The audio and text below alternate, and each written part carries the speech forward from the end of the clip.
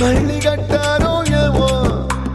మాయజాలము తెలుసు మంత్రగారడి తెలుసు రెంటి కన్న ఇది ఇంకోటేమో నీలాకాశం నేలాకొస్తే ఇట్టాగే ఉంటాదో ఏమో ఈ సంతోషం దాచాలంటే